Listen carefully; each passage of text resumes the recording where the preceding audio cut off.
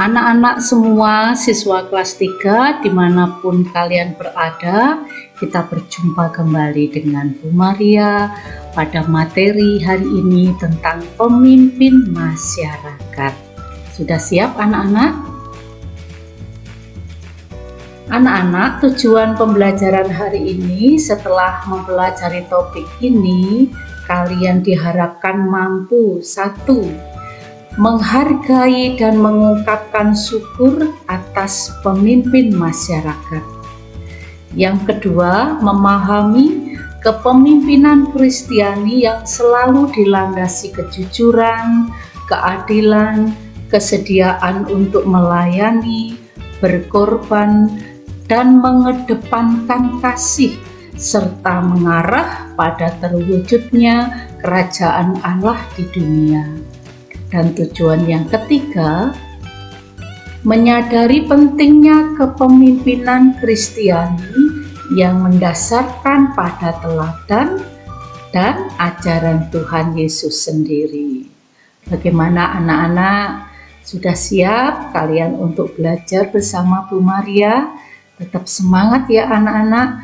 Mari kita persiapkan diri kita untuk berdoa, ambil sikap doa yang baik. Mari satukan hati kepada Tuhan. Dalam nama Bapa dan Putra dan Roh Kudus. Amin. Ya Tuhan, kami sangat berterima kasih atas hari baru yang Engkau anugerahkan kepada kami.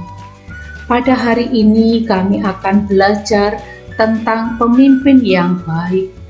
Bantulah kami semua agar dapat memahami arti pemimpin dan mampu membedakan pemimpin yang baik dan tidak baik.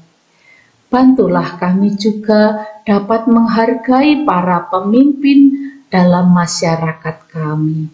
Amin. Dalam nama Bapa dan Putra dan Roh Kudus. Amin. Mari anak-anak kita menyanyikan lagu Terpuji Raja Kristus.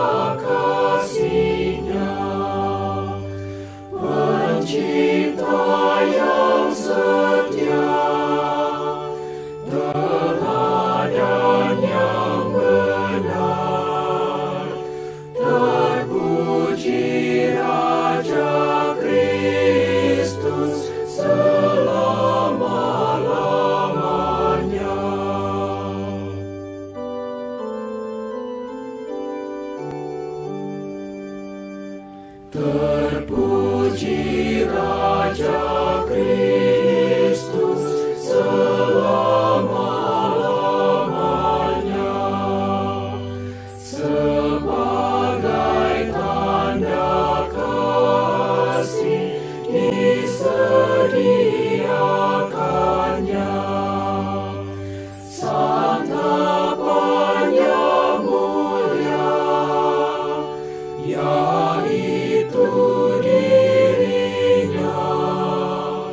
Terpuji Raja Kristus selama-lamanya.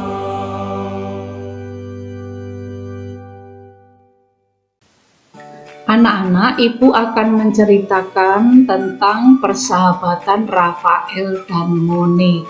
Ikuti ya cerita berikut ini ya. Rafael dan Monique adalah dua sahabat. Mereka tinggal di perumahan yang sama. Kini mereka masih sekelas, duduk di bangku kelas 3 SD.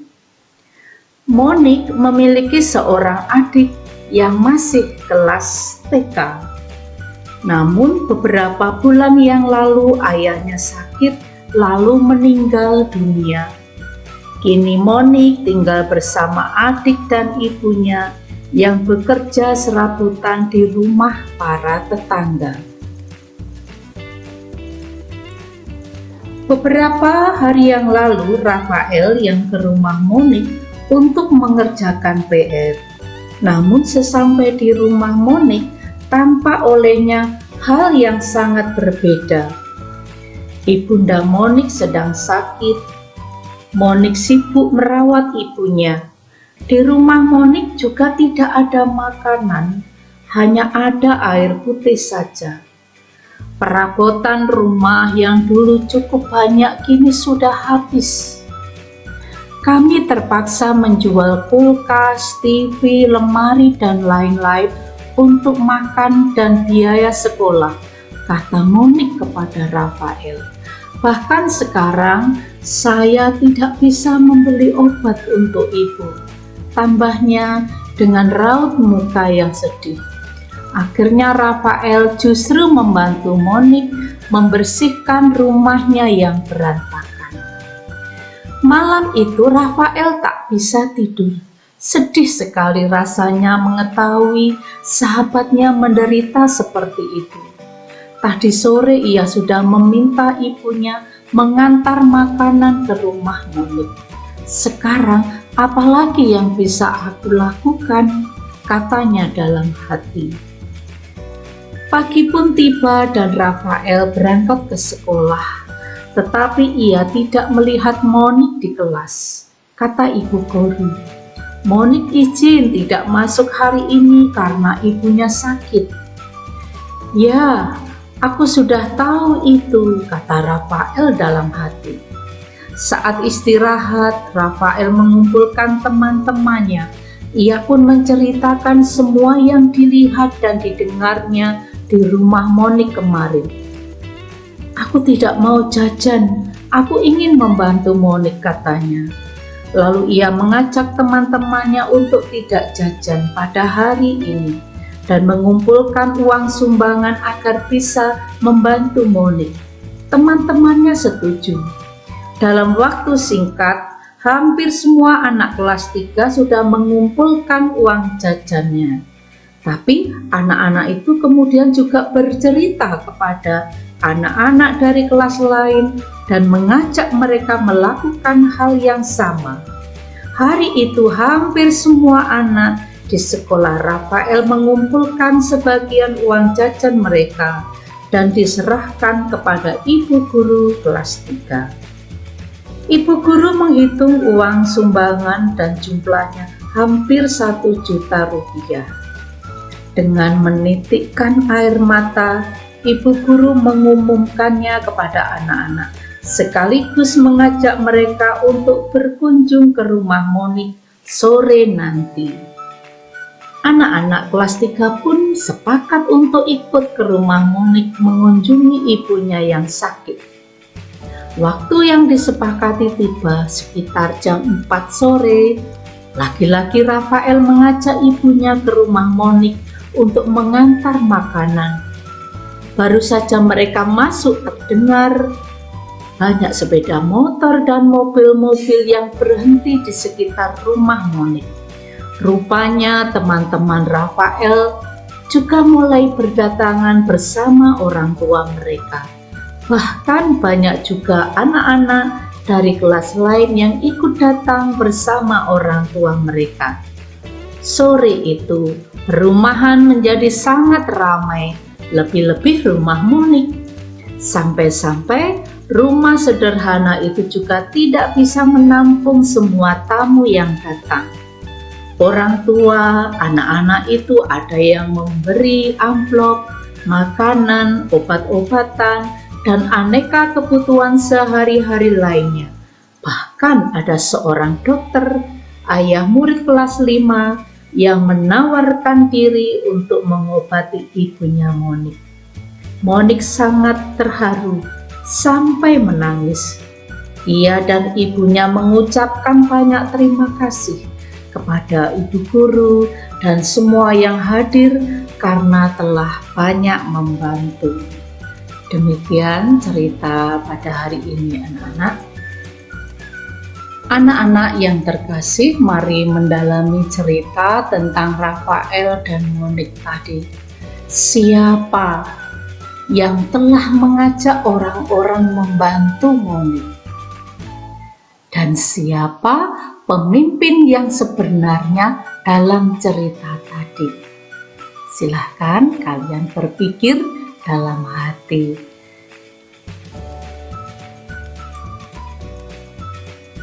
Mari kita menjawab beberapa pertanyaan ini.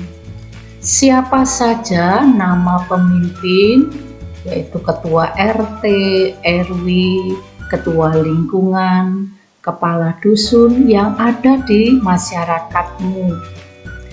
Terus yang kedua, sejauh kamu tahu apa saja tugas seorang pemimpin masyarakatmu itu? Dan yang berikutnya, harapan Ibu Guru, semoga kita dapat menjadi warga masyarakat yang baik ya anak-anak, dengan menghormati, menghargai kebijakan mereka.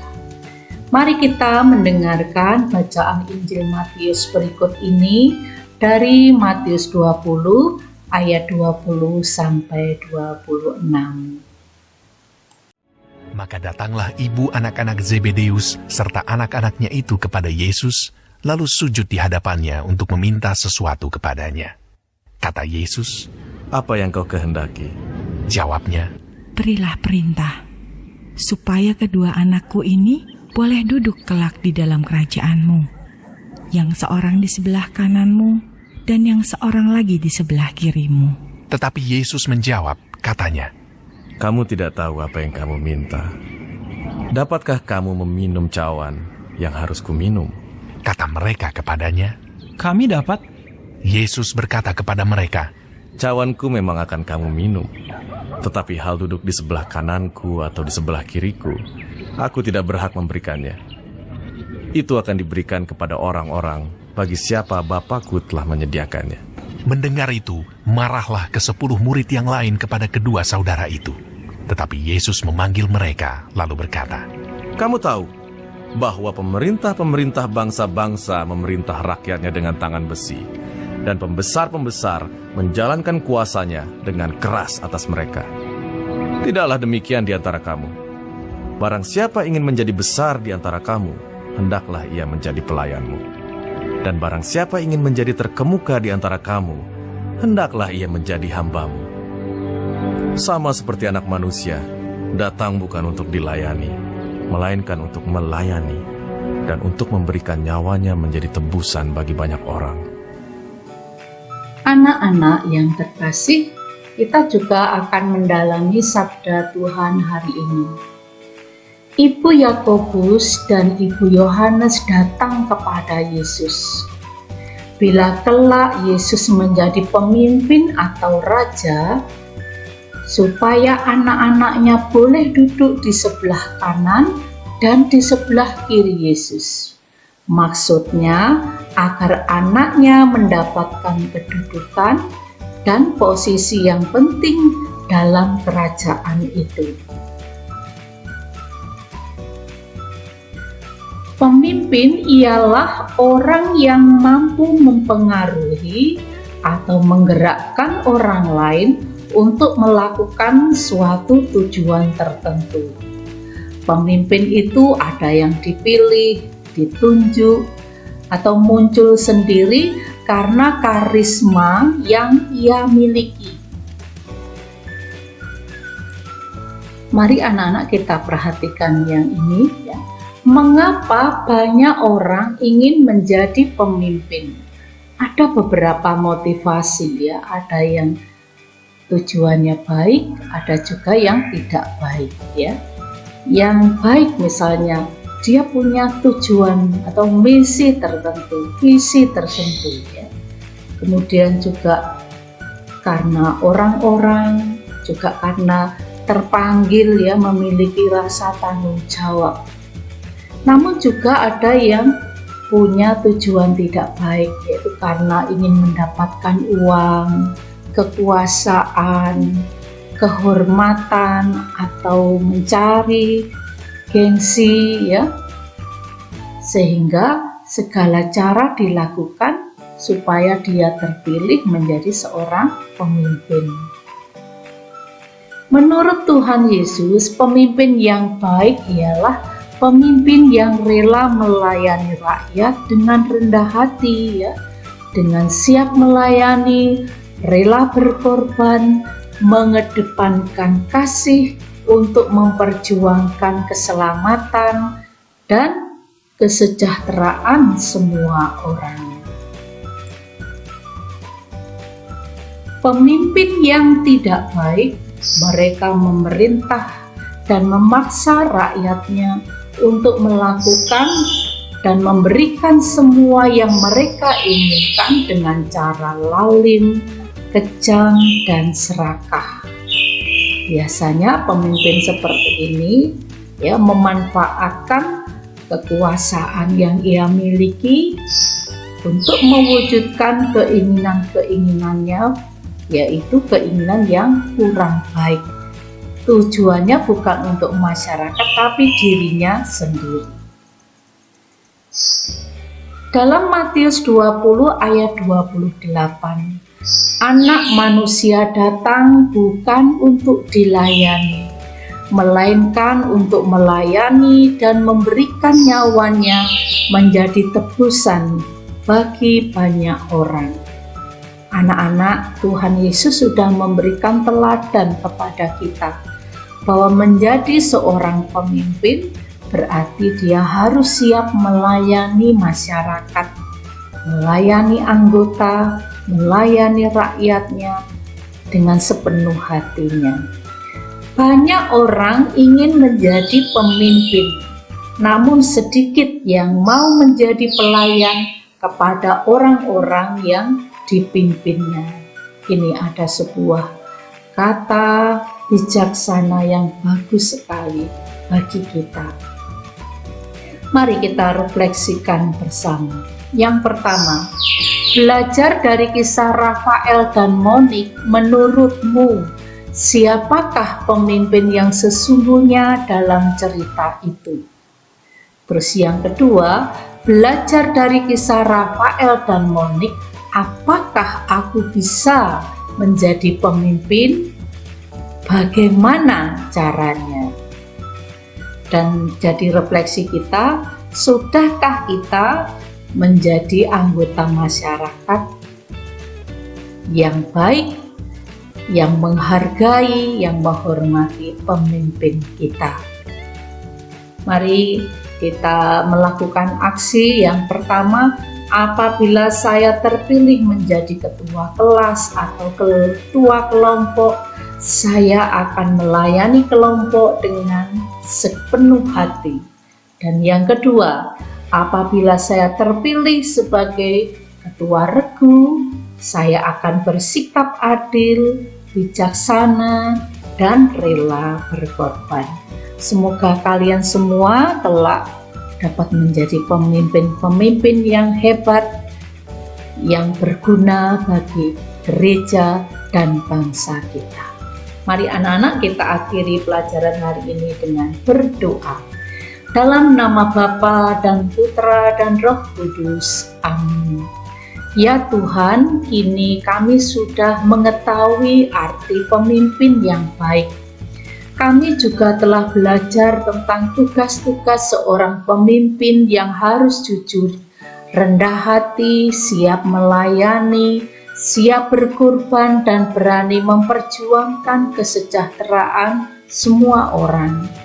Bantulah kami agar siap menjadi seorang pemimpin yang baik seperti kehendak-Mu. Amin. Dalam nama Bapa dan Putra dan Roh Kudus. Amin. Terima kasih anak-anak. Salam jumpa kembali. Tuhan memberkati kita.